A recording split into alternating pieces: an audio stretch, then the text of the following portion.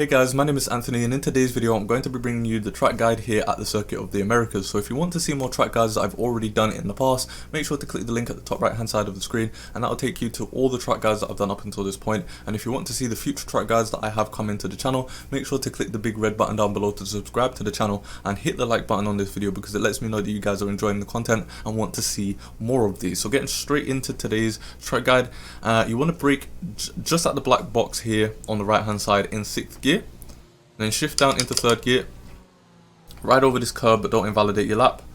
Try and get the traction down as soon as you can, open up DRS into 4th, and then here we go, this is where you start the lap. So the first corner of this track is an uphill braking zone, so you can afford to brake a lot later than you usually would. So coming up to it, you want to brake in 8th gear at the black box, right as you pass it, shift down into 3rd gear, and then as you're getting into 3rd gear, you want to start sort of turning the car in towards the corner here. This corner is completely blind, so it is hard to see the apex, but by the time you do get to the apex, you want to be in 4th gear. You want to try and ride over this curb, not too much though, or else you will invalidate your lap.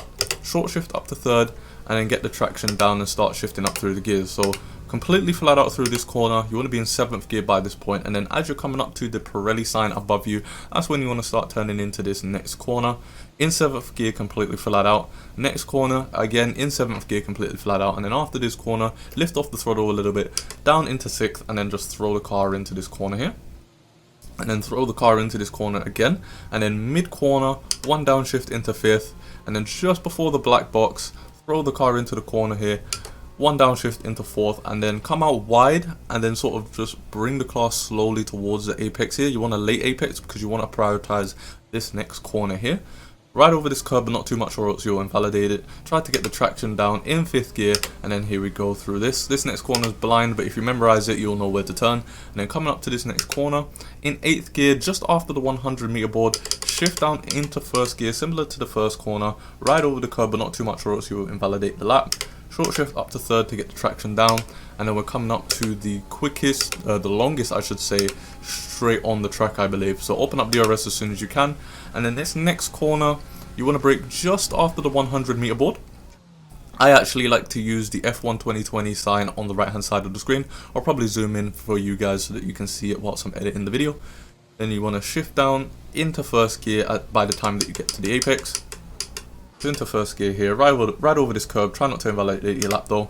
Short shift up to 3rd, and then just after the building starts here, so I'll probably zoom in so that you guys can see it, and I'll also add the red arrow that I like to add in so I can show you guys.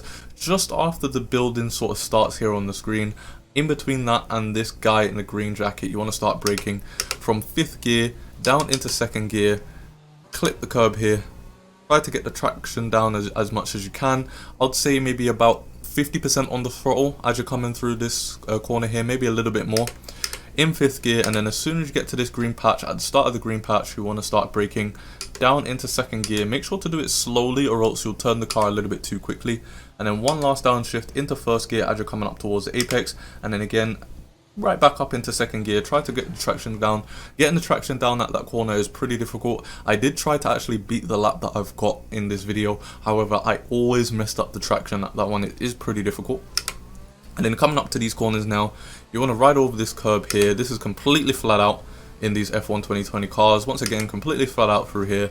And then you want to be in 7th gear coming up to this corner. Just before the black box, you want to shift down 2 gears into 5th and just throw the car into the corner. The apex is completely blind, even in TV pod cam, so it is pretty hard to see. You've basically just got to throw the car in and hope that you turn at the right time. Ride over the curb without invalidating the lap, and then into 6th gear, and then once again at the black box in 6th gear, shift down to 3rd gear, ride over the curb without invalidating the lap, try to get the traction down, open up DRS, and that is a lap here at COTA. So what I'm going to do is I'm going to showcase the lap that's in the title of this video, and then we'll move on to the setup portion of this track guide. So I'll see you guys at the setup.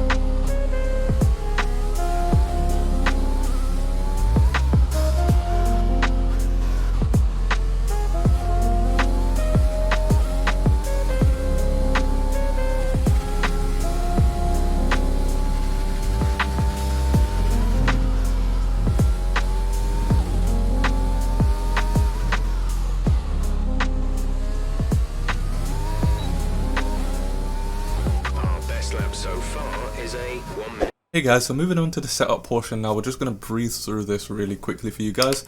So 4.7 for the aerodynamics, for the transmission 50, 60, for the suspension geometry minus 2.7, minus 1.1, then 0.06 and 0.26. For the suspension 2.4, 4.8 and then 2.4 again. Going to be riding over a lot of curbs here, so you want to have that sort of softer suspension and a little bit more ride height than, you know, a sort of 1.3 ride height, which is really aggressive, which you would have at tracks like Monza. And then for the brake pressure 95, and then for the front brake bias 52. You could go up to maybe 53 or 54 depending on what your preference is. I just like the 52. And then for the tires, I've gone 22.2 on the fronts and then 20.3 on the rear tires. So that's going to be it for today's video. As I said before, if you want to see more of these, make sure to hit the like button and click the big red button to subscribe to the channel, and I'll see you guys in my next video.